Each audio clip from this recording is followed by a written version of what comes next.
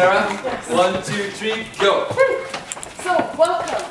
I'm Sarah, and I'm welcoming you guys, just like the saint is welcoming the people, the settlers of the United States of America, to a brighter, more promising future out in the West.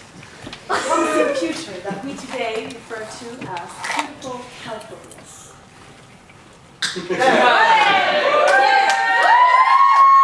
So, in the 1850s, when after the Mexican-American War, California became a state of the United States, and people, settlers, were all over the place. And today we're going to focus on Napa Valley, which is right outside of San Francisco. And Napa Valley is in Napa County, California. And this is a place where German, Italian, Spanish, and French settlers came. And they need to celebrate their new place. And they were very excited about, oh my God, we're in California, what do we do? So they celebrated in one way only, by making wine!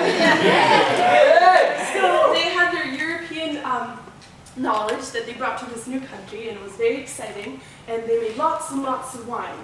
And places, towns started popping up everywhere, and wineries started popping up everywhere. And we had a lot of pioneers within this subject, a lot of wine pioneers. And two of them were the Beringer brothers. And the Beringer brothers, they founded their winery in 1875, just a long time ago. And this winery is actually up and running today. You can buy their alcohol at Bologna. And it's one of the California historical landmarks. And I've been there, and it's awesome. So, as I was saying, Napa Valley was growing. A lot of new towns were coming up here and wineries, and by the turn of the century, there was about 200 wineries located in Napa Valley. Wine is fun, okay? And wine is awesome, but it's not always the easiest. So, Napa Valley went through a couple of setbacks, and the top three of them would be Polyxera, which is this little bug that kind of attacks the vine, that kind of cuts off the nutrients so it can't grow. And then there was the Prohibition, where you weren't allowed to produce or to sell alcohol, and that was very sad. And then there was the Great Depression, and nobody had any money.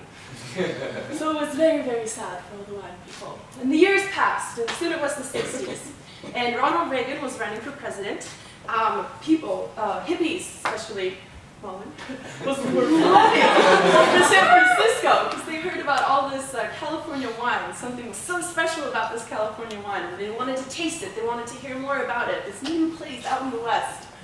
And one of the pioneers then was Robert Mondavi. So in 1966, he started the first winery in Napa Valley since the post-Prohibition. So the first winery that was opened after the illegalness of alcohol in Napa Valley. That was very exciting.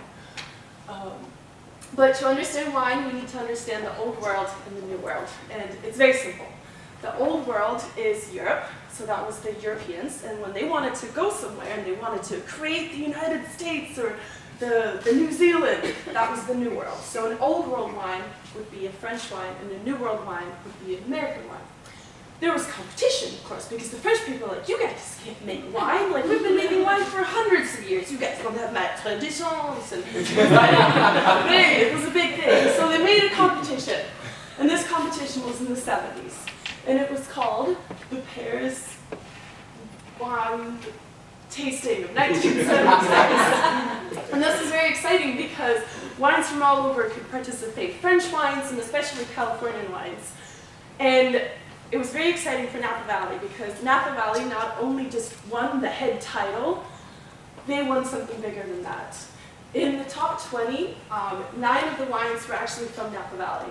And that's not 9 wines from the United States or 9 wines from California. It's 9 wines from tiny, tiny, tiny little Napa Valley with a bunch of hicks, everybody dressing and looking like this and doing their goofy little hippie stuff. And that was huge. Back in those days. So, what is it that makes the Napa Valley grapes so fine? It's basically pure luck. It's a combination of 3 things. So, first of all, it's the dry Mediterranean temperature. It's the geology, which is basically the soil where the vines grow from, and it's geography. But there's the 4th component, and we can't forget about the people. It's the people who love the wine, who drink the wine, who consume it, who experiment with it, and who are very brave. And this is a winemaker from Napa Valley today. but they look So, a lot of people, they say that the weather is better in Napa Valley, and that is what makes the grapes so special from there. And that means that the grapes are they have more power, they're way more fruitful, and it's way more exciting drinking them. So you can take me on a date, but any day of the week, I will pick a Napa Valley wine over French bullshit wine. Because it's not my jam, okay? Now, remember this guy, Robert Mondavi? He had a son, and his son was called Michael Mondavi, and he opened up the Michael Mondavi family estate.